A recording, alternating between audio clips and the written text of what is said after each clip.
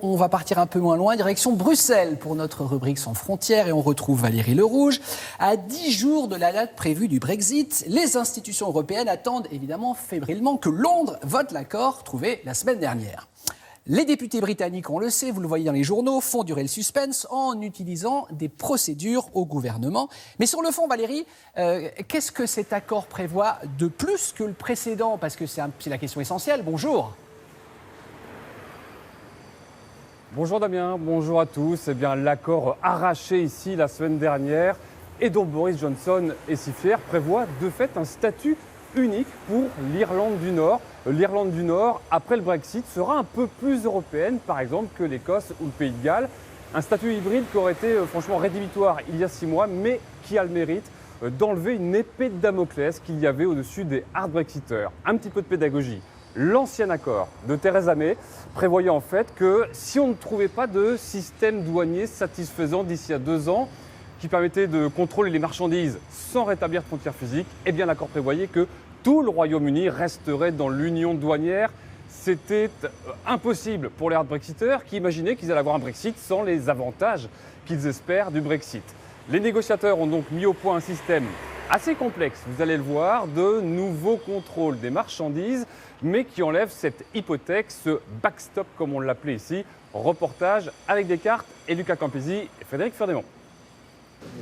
Boris Johnson, tout sourire, ravi de son accord, et ses homologues européens visiblement aussi. Alors, qu'a-t-il obtenu de plus que Theresa May il y a 1 an ?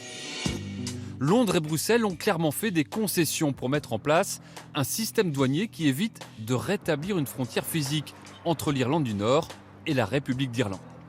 Boris Johnson a lâché du lest en acceptant par exemple que les normes sanitaires et environnementales européennes s'appliquent au nord comme au sud. Les taux de TVA de l'Union européenne seront également appliqués des 2 côtés sur certains produits pour éviter une concurrence déloyale. De leur côté, les 27 confient au seul douanier britannique la responsabilité de gérer les taxes d'importation qui ne seront pas les mêmes selon que les marchandises finissent à Belfast ou à Dublin. Enfin, Bruxelles consent à laisser un droit de veto au Parlement nord-irlandais dans 4 ans pour mettre fin à l'accord s'il le souhaitait. Résultat du match.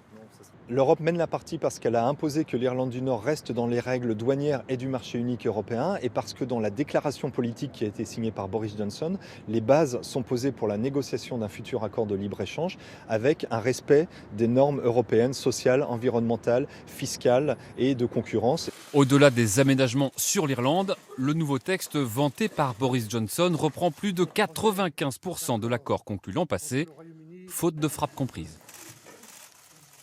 Quels sont les nouveaux scénarios maintenant, Valérie ?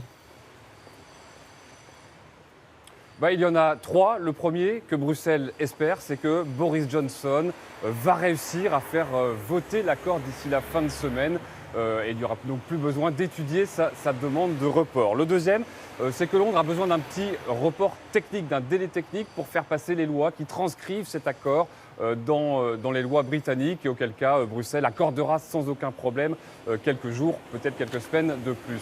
Et le troisième, c'est si le Parlement rejette pour de bon l'accord. Alors là, il faudra un nouveau Conseil européen des 28 chefs d'État qui se réuniront ici pour décider s'ils accordent ou non un délai supplémentaire. Il faut l'unanimité des 27. Et il y a certains chefs d'État qui s'impatientent, notamment Emmanuel Macron.